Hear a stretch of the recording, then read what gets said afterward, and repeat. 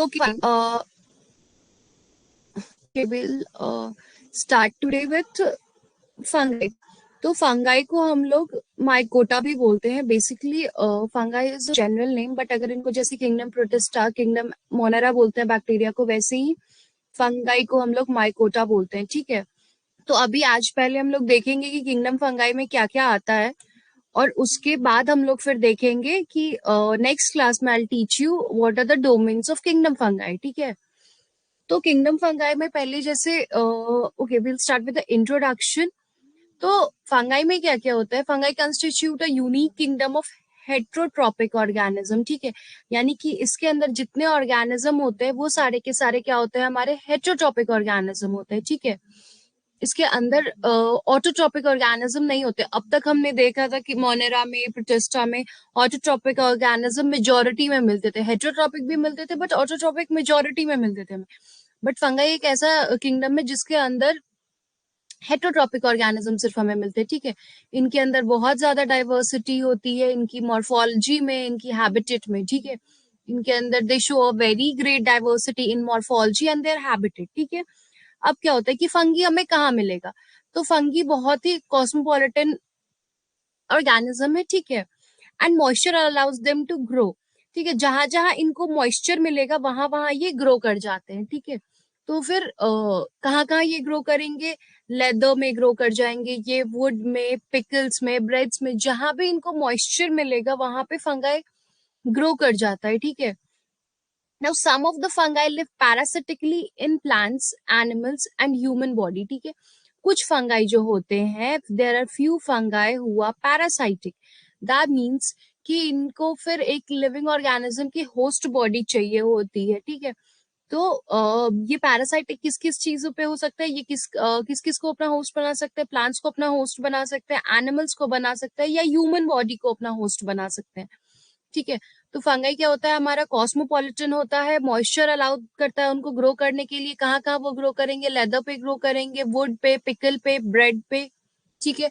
कुछ फंगाई हमारे पैरासिटिक होते हैं जो कि प्लांट्स, एनिमल्स और ह्यूमन बॉडी पे मिलते हैं. ठीक है. अब क्या होता है? फंगाई के अंदर क्लोरोप्लास्ट प्रेजेंट नहीं होता है. ठीक है. इसीलिए फंगाई हेट्रोट्रॉप्स होता है. अगर इनके अंदर क्लोरोप्लास्ट प्रेजेंट होता तो क्या होता कि ये भी ऑटोट्रॉपिक होते, ये भी अपना फूड प्रिपेयर कर पाते, अ, अ, या तो केमिकल एनर्जी के थ्रू या फिर लाइट को ट्रैप करके ये भी अपना ओन फूड सिंथेसिस कर पाते. लेकिन इनके अंदर क्लोरोप्लास्ट प्रेजेंट नहीं होता है. इसकी वजह से क्या होता है कि ये लोग हेट्रोट्रॉपिक ऑर्गेनिज्म होते हैं. ठीक है. ना फंगी को कहाँ से अपना खाना मिलता है? तो फंगी जो होता है वो अपना फूड ऑब्टेन करता है डेड ऑर्गेनिक मैटर से, या फिर अपना फूड ऑब्टेन करेगा वो लिविंग ऑर्गेनिज्म से. ठीक है.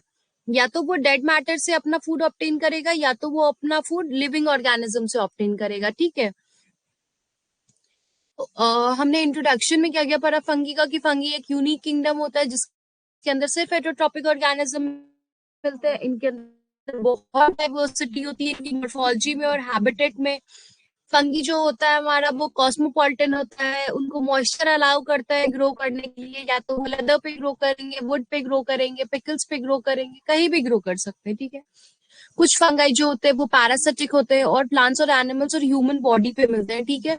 इनके अंदर क्लोरोप्लास्ट प्रेजेंट नहीं होती है, इसलिए फंगाई को हम लोग हेटरोट्रॉप्स बोलते हैं. ठीक है.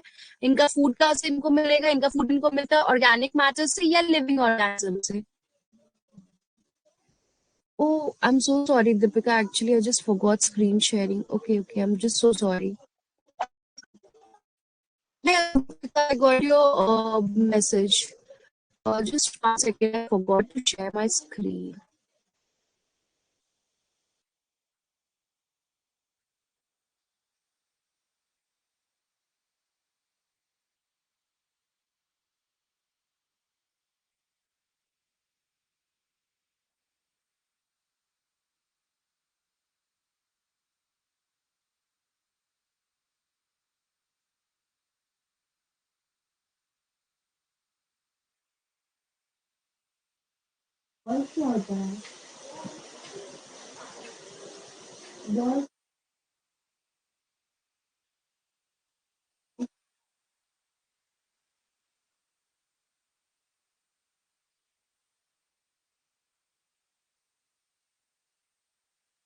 Okay, I guess now it is visible to you.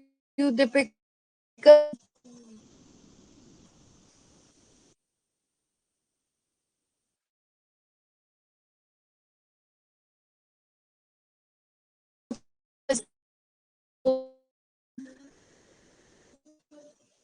Okay, so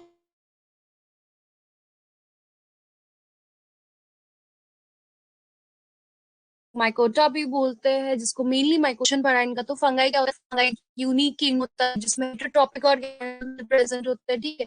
इनके अंदर बहुत ज्यादा डाइवर्सिटी होती है, इनकी मॉर्फोलॉजी में, इनकी हैबिट। फंगी जो होता है हमारा वो कॉस्मोपॉलिटन, ठीक। और मॉइस्चर अलाउ कर, जहां भी इनको मॉइस्चर मिलेगा ये वहां पे ग्रो कर जाते हैं। बेसिकली इनको चाहिए ग्रो करने के लिए, या तो ये लेदर पे ग्रो करेंगे, एनीथिंग दे ग्रो एनीथिंग। एचवाई जो है वो हम पैरासिटिक होते हैं, पैरासाइट्स होते हैं, ठीक है। वो पैरासाइटिक प्लांट्स के एनिमल्स पे और ह्यूमन पे बेसिकली होते हैं।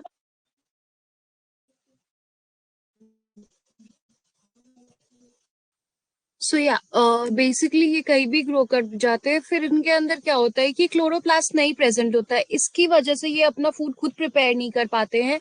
ये हेट्रोट्रॉप्स होते हैं, ठीक है। फिर ये अपना खाना कहाँ से लेंगे अगर ये खुद प्रिपेयर नहीं कर रहे हैं केमिकल या लाइट यूज करके?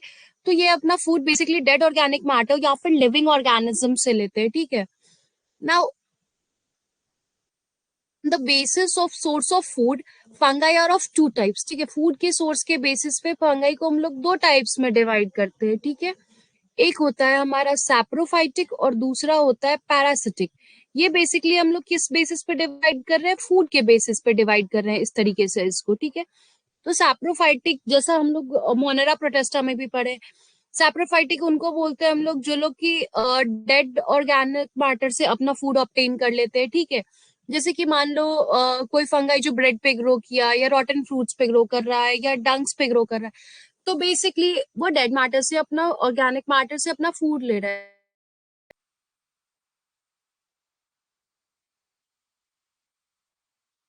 ओके, तो जो हमारा सैप्रोफाइटिक टाइप होता है उनका क्या होता है कि जो न्यूट्रिशन होगा वो एब्जॉर्प्टिव टाइप होता है, ठीक है। फिर दूसरे टाइप का अगर फूड के बेसिस पर डिवाइड करते हैं तो आता है हमारा पैरासिटिक फंग। पैरासाइट्स जो होगा वो क्या होगा कि लिविंग ऑर्गेनिज्म इनको चाहिए फूड के लिए, एज अ होस्ट बॉडी इनको चाहिए होती है फूड प्रोवाइड करने के लिए, ठीक है। तो they obtain their own food from living organism such as plants, animals and human bodies, ठीक है। ह्यूमन बींग्स के ऊपर भी जो फंगाई होते हैं वो प्रेजेंट होते हैं, तो बहुत बार फंगाई ह्यूमन बॉडी से भी अपना फूड ऑब्टेन करता है, ठीक है। तो they obtain nutrition with the help of haustoria, ठीक है। इनका जो न्यूट्रिशन होता है वो हॉस्टोरा की वजह से ऑब्टेन हो पाता है, ठीक है। तो ये दो टाइप्स के फंगाई थे जो सोर्स ऑफ फूड के बेसिस पे डिवाइड किया हमने। एक होता है सैप्रोफाइटिक, दूसरा होता है हमारा पैरासिटिक फंगी, ठीक है। Now moving on to some other fungis, ठीक है। तो कुछ फंगी जो होते हैं वो सिम्बायोटिकली एसोसिएटेड होते हैं एल्गी के साथ, ठीक है, एंड फॉर्म लाइकेंस। जो फंगी एल्गी के साथ प्रेजेंट होते हैं उनको हम लोग लाइकेंस बोलते हैं, ठीक है। And with the roots of higher plants to form mycorrhiza, जैसे कि कुछ फंगीज जो होते हैं वो हायर प्लांट्स के रूट्स के साथ सिम्बायोटिक रिलेशनशिप बनाते हैं, फॉर एग्जाम्पल माइकोराइजा, ठीक है। कुछ फंगी जो हुए हमारे वो क्या करते हैं? एल्गी के साथ सिम्बायोटिक रिलेशनशिप बनाते हैं और लाइकेंस बनाते हैं, और कुछ फंगी जो होते हैं वो हायर प्लांट्स के रूट्स के साथ अपना सिम्बायोटिक रिलेशनशिप बनाते हैं और क्या फॉर्म करते हैं? माइकोराइजा की फॉर्मेशन करते हैं, ठीक है।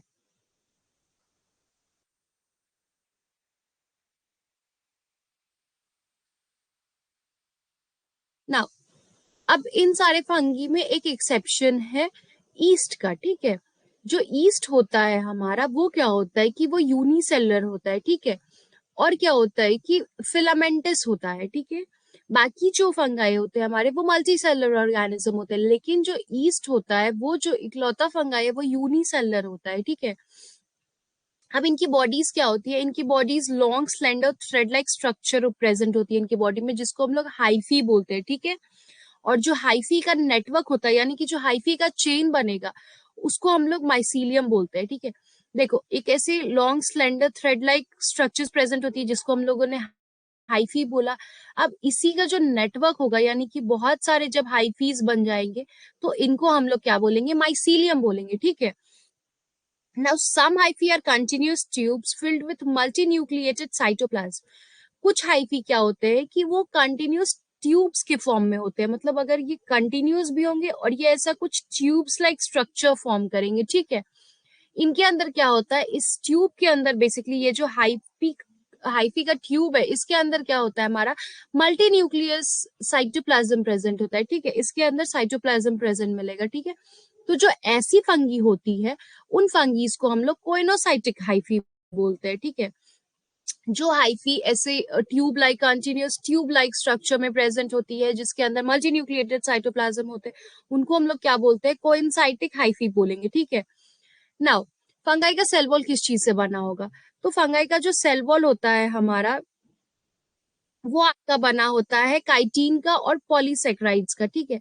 काइटिन का और पॉलीसेक्राइड्स का इनका सेल वॉल होता है, और some quantity of proteins, lipids and cellulose are also present, ठीक है।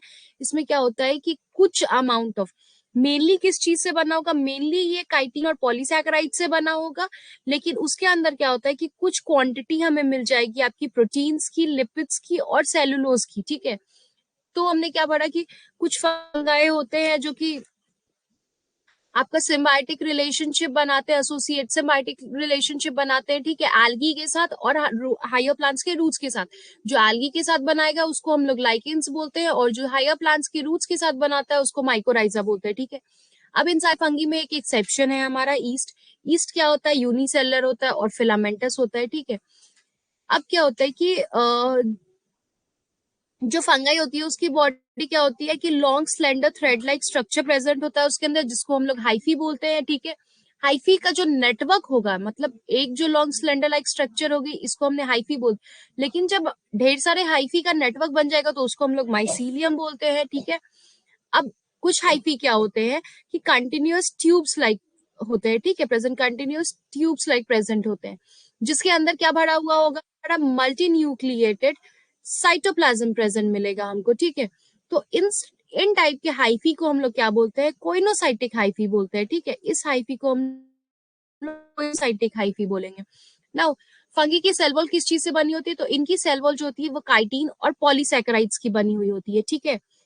और इनके अंदर क्या होता है, कुछ क्वांटिटी में प्रोटीन्स भी प्रेजेंट मिलेगा, लिपिड्स मिलेगा और सेल्यूलोज भी प्रेजेंट मिलेगा, ठीक है। इनकी सेल वॉल में ये सारी चीजें मिलती हैं। Now moving on to reproduction. तो फंगी में रिप्रोडक्शन कैसे होता है, ठीक है। तो रिप्रोडक्शन इनके अंदर तीन डिफरेंट टाइप से हो सकता है, ठीक है। या तो इसके अंदर हमारा वेजिटेटिव रिप्रोडक्शन होगा, या एसेक्सुअल रिप्रोडक्शन होगा, या सेक्सुअल रिप्रोडक्शन होगा, ठीक है। तो हमें फंगी में किस टाइप की रिप्रोडक्शन मिलेगी, या तो वेजिटेटिव, या तो एसेक्सुअल, या सेक्सुअल रिप्रोडक्शन मिलेगी, ठीक है। तो वन बाय वन देखते हैं वेजिटेटिव रिप्रोडक्शन कैसे होता है, एसेक्सुअल कैसे होता है और सेक्सुअल कैसे होता है, ठीक है। वेजिटेटिव रिप्रोडक्शन, तो जो वेजिटेटिव रिप्रोडक्शन होता है वो डिफरेंट डिफरेंट मीन से होगा। पहला होता है उसमें फ्रेगमेंटेशन, या तो फ्रेगमेंट्स में ब्रेक करेंगे, इनका जो फिलामेंट प्रेजेंट होता है, या मतलब जो इनकी माइसीलियम प्रेजेंट होती है वो डिफरेंट डिफरेंट फ्रेगमेंट्स में ब्रेक कर जाती है। मान लो कि चेन लाइक नेटवर्क बना है इनका, ये माइसीलियम हो गया इनका, ठीक है। अब माइसीलियम यहाँ से ब्रेक हो गया, यहाँ से ब्रेक हो गया, यहाँ से ब्रेक हो गया, यहाँ से ब्रेक हो गया। अब देखो ये माइसीलियम 5 पार्ट्स में ब्रेक हो गया,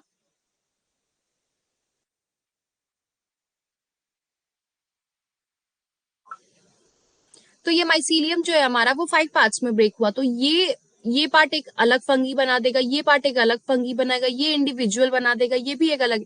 तो जितने पार्ट्स में ब्रेक होगा हर एक इंडिविजुअल एक अलग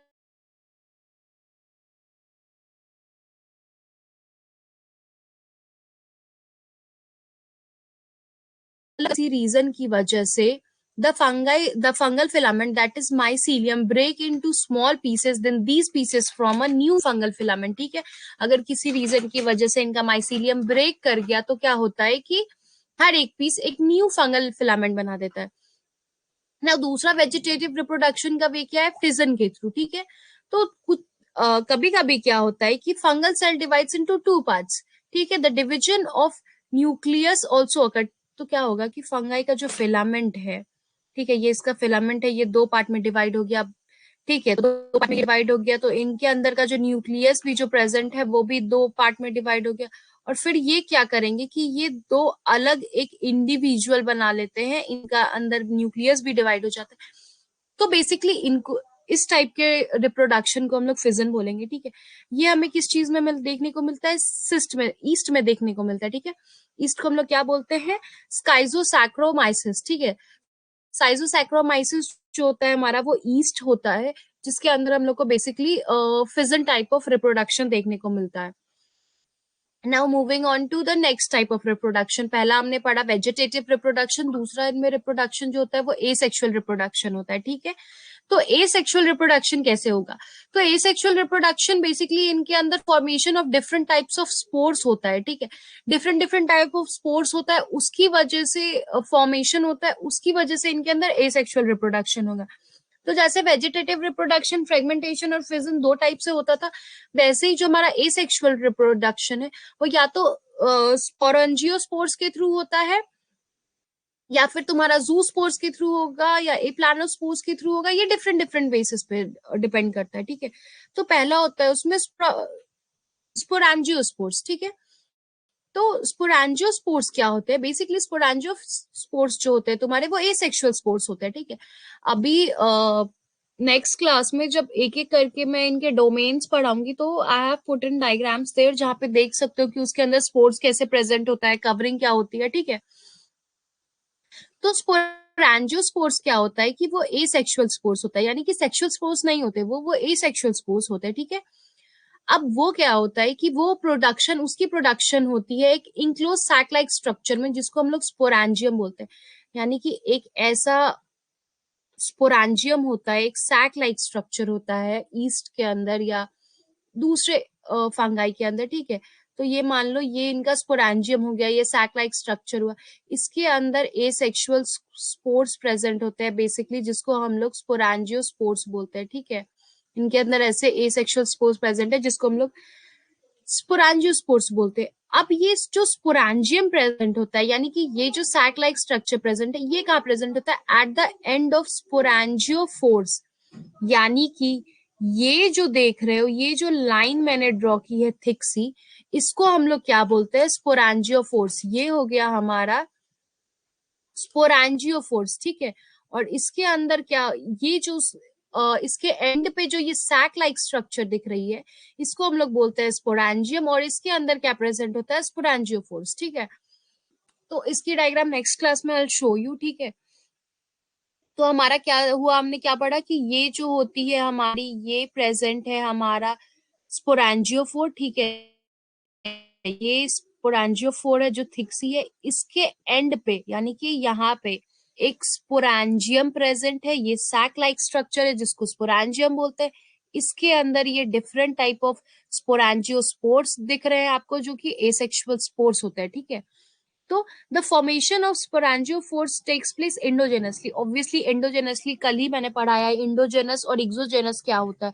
तो इंडोजेनसली होते हैं, या यानी कि ये अंदर में होते हैं, आउटसाइड द बॉडी नहीं होते। ऑब्वियसली ये जो स्पोरेंजियम है इसके अंदर ही इनकी फॉर्मेशन हो रही है, इसीलिए हम लोग बोलते हैं कि जो स्पोरेंजियोफोर्स की फॉर्मेशन होती है वो इंडोजेनसली होती है, क्योंकि वो स्पोरेंजियम के अंदर उनकी फॉर्मेशन होती है। ठीक है, नाउ स्पोरेंजियोफोर्स जो होते हैं, स्पोर्स जो होते हैं हमारे, वो टू टाइप्स के होते हैं, एक हो गया जू स्पोर्स और एक हो गया एस प्लानोस्पोर्स। ठीक है, तो अब हम लोग जू स्पोर्स कब बोलेंगे और कब बोलेंगे कि ये ए प्लानोस्पोर्स है, जो हमारा स्पोरेंजियोस्पोर्स है उसको कब बोलेंगे हम लोग कि ये जू स्पोर्स है या ये ए प्लानोस्पोर्स है। ठीक है, तो जू स्पोर्स तब बोलते हैं कि जब when the spores formed in sporangia are flagellated and motile, then they are called as zoospores। ठीक है, तो कब बोलेंगे स्पोरेंजियो, जब स्पोरेंजियोफोर्स जो होता है, जो स्पोरेंजिया के अंदर बन रहा है, वो फ्लैजिलेटेड होगा, यानी कि फ्लैजिला प्रेजेंट है उसके अंदर, तो वो मोटाइल होगा ही होगा। तो मान लो अगर ये स्पोरेंजियोस्पोर है आपका, मान लो कि ये स्पोरेंजियोस्पोर है, अब अगर इसके अंदर फ्लैजिला प्रेजेंट है, तो डेफिनेट सी बात है, अगर इसके अंदर फ्लैजिला प्रेजेंट है तो जो हमारा फ्लैजिला होता है वो मूवमेंट में हेल्प करता है। तो ऑब्वियसली अगर फ्लैजिला प्रेजेंट है इसके अंदर तो ये मोटाइल होगा ही होगा। ठीक है, तो जब ये मोटाइल होता है, जब स्पोरेंजियोस्पोर्स के अंदर फ्लैजिला प्रेजेंट होती है और ये मोटाइल होता है, तब उस केस में स्पोरेंजियोस्पोर्स को हम लोग जूस्पोर्स बोलते हैं, ठीक है। In this condition the sporangia are called as zoosporangia, ठीक है। स्पोरेंजियोस्पोर्स को तो हमने जूस्पोर बोल दिया। और जो स्पोरेंजिया होता है, यानी कि जो outer layer sac like structure थी जिसके अंदर स्पोर्स मिल रहे थे हमें स्पोरेंजियोस, तो जब ये जो स्पोरेंजियोस्पोर्स है, जब इनको हम लोग जू स्पोर्स बोलते हैं, यानी कि ये मोटाइल होते हैं, फ्लैजिलेटेड होते हैं, तो जब इनकी जो ये आउटर कवरिंग है, जो इनका स्पोरेंजिया है, उसको हम लोग क्या बोलेंगे, जू स्पोरेंजिया, ठीक है। तो ये एक टाइप हो गई। दूसरी टाइप होती है हमारी एप्लानोस्पोर्स की, ठीक है। तो एप्लानोस्पोर्स तब बोलते हैं जब स्पोरेंजियोस्पोर्स जो होता है हमारा, वो नॉन फ्लैजिलेटेड होगा और नॉन मोटाइल होगा, यानी कि वो खुद से मूवमेंट नहीं कर सकता। एयर आएगा तो एयर उसको ब्लो कर देगा, तो उसकी वजह से उसके अंदर मूवमेंट होती है। वो खुद से मूवमेंट नहीं कर पाता है, यानी कि उनके अंदर फ्लैजिला प्रेजेंट नहीं होती है, उनके अंदर फ्लैजिला जो होती है वो एब्सेंट होती है, ठीक है।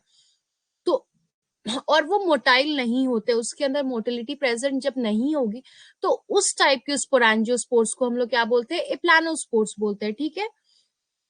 नाउ में each conidium forms fungal filament mycelium by germination, ठीक है। तो इस केस में क्या होगा कि जितने भी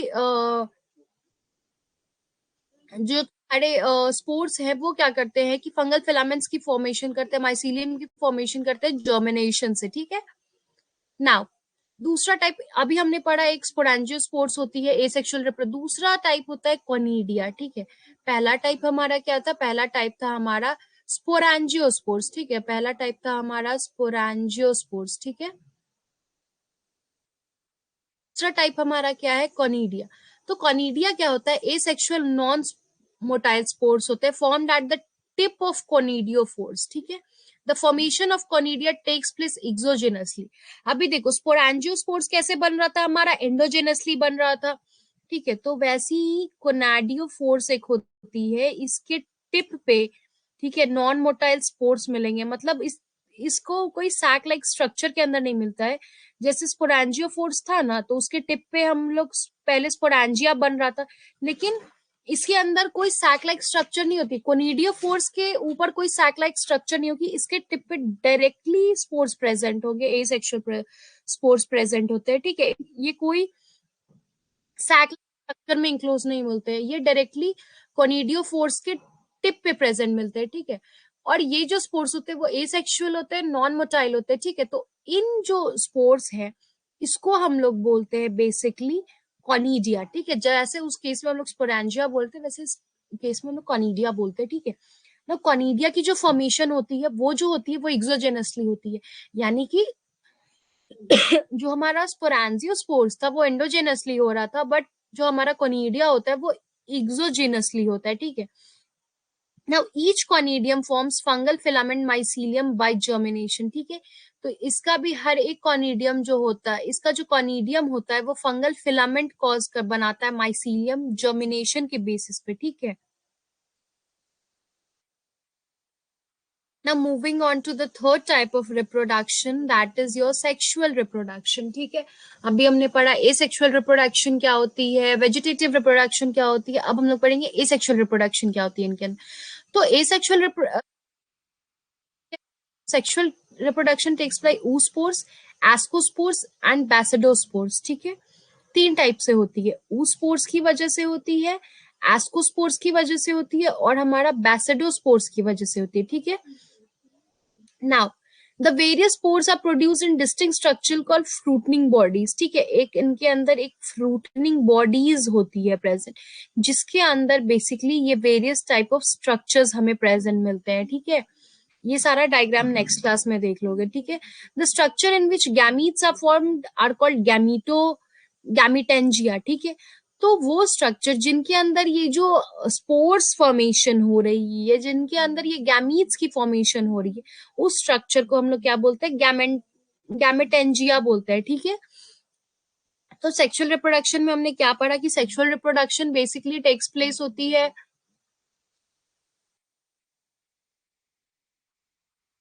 सेक्सुअल रिप्रोडक्शन में क्या होगा कि सेक्सुअल रिप्रोडक्शन हमारी 3 टाइप से होती है, ठीक है। एक होता है हमारा oospores, दूसरा होता है ascospores और तीसरा होता है basidospores, ठीक है। नाउ इसके अंदर क्या होता है कि जो वेरियस स्पोर्स प्रेजेंट होते हैं डिस्टिंक्ट स्ट्रक्चर्स के, वो किसके अंदर प्रेजेंट मिलते हैं, हमें फ्रूटनिंग बॉडीज के अंदर मिलेंगे, ठीक है। Now the structure in which gametes are formed, जिस स्ट्रक्चर में गैमीट की फॉर्मेशन होती है उसको हम लोग गैमेटेंजिया बोलते हैं, ठीक है। नाउ मूविंग ऑन, अब हम लोग पढ़ते हैं कि सेक्सुअल साइकिल इनके अंदर कैसे होती है, ठीक है। तो सेक्सुअल साइकिल में बेसिकली 3 स्टेप्स होते हैं, ठीक है। सेक्सुअल साइकिल में हमारा इसके अंदर क्या होगा कि 3 स्टेप्स होते हैं, ठीक है। पहला स्टेप जो होता है हमारा, उसमें protoplasm, fusion of protoplasm between 2 motile और non motile gametes called plasmogamy, ठीक है। या तो 2 मोटाइल गैमेट्स होंगे, ठीक है, या तो 2 नॉन मोटाइल गैमेट्स होंगे, ठीक है। तो इनका जो प्रोटोप्लाज्म होता है, यानी कि ये मोटाइल गैमेट्स का या नॉन मोटाइल गैमेट्स का जो प्रोटोप्लाज्म होगा, इनका फ्यूजन होता है, ठीक है। तो बेसिकली पहले स्टेप में ये होता है कि इनका जो प्रोटोप्लाज्म होता है गैमीट्स का, वो फ्यूज करता है, तो उसको हम लोग क्या बोलते हैं, प्लाज्मोगैमी। यानी कि पहले स्टेप में क्या हो रहा है, हमारा प्लाज्मोगैमी हो रहा है, ठीक है। पहला स्टेप में प्लाज्मोगैमी होता है। नाउ सेकेंड स्टेप में क्या होता है, पहले स्टेप में क्या हुआ कि प्रोटोप्लाज्म फ्यूज किया, दूसरे स्टेज में क्या होता है, फ्यूजन ऑफ 2 न्यूक्लियाई, ठीक है। पहले स्टेज में तो इनका प्रोटोप्लाज्म यानी कि आउटर स्ट्रक्चर फ्यूज कर गया, दूसरे स्टेज में इसके अंदर की जो न्यूक्लियाई होगी वो आपस में फ्यूज कर जाएगी, यानी कि न्यूक्लियाई फ्यूजन हो जाएगी। पहले स्टेप में क्या हुआ कि इनका प्रोटोप्लाज्म फ्यूज किया, ठीक है। अब दूसरे स्टेप में क्या हुआ कि इनका न्यूक्लियाई भी फ्यूज हो गया।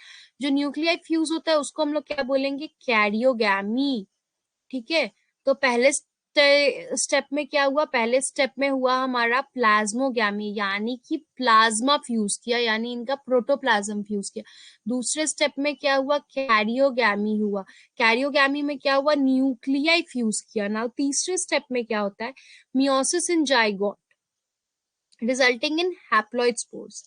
अब क्या होगा कि इनके अंदर मियोसिस प्लेस करेगी, पहले टाइम में फ्यूजन हो गए, अब इनके अंदर मियोसिस होगी, ठीक है। मियोसिस किस चीज में होगी, जाइगोट में होगी, जिसकी वजह से क्या होगा कि जो स्पोर्स है वो हैप्लॉइड हो जाएंगे, यानी कि हाफ हो जाएंगे, 2 स्पोर्स में डिवाइड हो गए, ये स्पोर्स हाफ हाफ 2 स्पोर्स बना देंगे। यानी कि मान लो कि जाइगोट एक जाइगोट है, बट अब वो फ्यूज हो गया तो अब वो 2 हाफ 2 हाफ्स बनाएगा, यानी कि हैप्लॉइड सेल्स बन जाते हैं, हैप्लॉइड स्पोर्स बन जाते हैं, ठीक है। तो ये था basically sexual cycle, about the sexual cycle of the your sexual cycle of the fungi, ठीक है। इसके अंदर क्या होती है, सेक्सुअल रिप्रोडक्शन होगी तो 3 स्टेप्स होता है। पहले में क्या होगा कि प्रोटोप्लाज्म फ्यूज करेगा, जिसमें कि या तो 2 मोटाइल गैमीट्स के बीच में होगी या 2 नॉन मोटाइल गैमीट्स के बीच में होगी, ठीक है। तो जो प्रोटोप्लाज्म फ्यूज करता है उसको हम लोग प्लाज्मोगैमी बोल रहे थे। फिर फ्यूजन ऑफ 2 न्यूक्लियाई हुई सेकंड स्टेप में, जिसको हम लोग कैरियोगैमी बोले, इसमें न्यूक्लियस फ्यूज कर गया। तीसरे स्टेप में मियोसिस हो जाती है जाइगोट्स की, जिसकी वजह से क्या होता है कि हैप्लॉइड स्पोर्स की फॉर्मेशन हो जाती है, ठीक है। तो ये था इनका सेक्सुअल साइकिल। सेक्सुअल रिप्रोडक्शन इनमें कैसे होती है, oospores की वजह से होती है, एस्कोस्पोर्स की वजह से होती है, या बेसिडोस्पोर्स की वजह से होती है।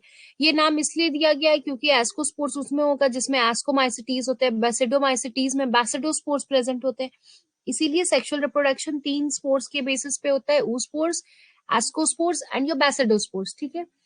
अब क्या होता है कि ये जो स्पोर्स होते हैं वो प्रोडक्शन कहाँ होगी, उनकी उनकी प्रोडक्शन फ्रूटनिंग बॉडीज के अंदर होती है, ठीक है। और जिस स्ट्रक्चर के भी अंदर गैमीट्स की फॉर्मेशन होती है उसको हम लोग गैमेटेंजिया बोलते हैं, ठीक है। फिर हमने पढ़ा था कि एसेक्सुअल रिप्रोडक्शन कैसे होती है, तो एसेक्सुअल रिप्रोडक्शन हमारी 2 बेसिस पे हो रही थी, एक तो स्पोरेंजियोस्पोर्स की फॉर्मेशन हो रही थी, एक कॉनिडिया की फॉर्मेशन पे बेसिस पे हो रही थी। तो स्पोरेंजियोस्पोर्स में क्या हो रहा था कि स्पोरेंजियोस्पोर्स जो हमारे थे वो एसेक्सुअल स्पोर्स थे, ठीक है, जो कि एक इंक्लोज सैक लाइक स्ट्रक्चर में इनकी फॉर्मेशन होती है, जिस सैक को हम लोग स्पोरेंजियम बोलते हैं, ठीक है।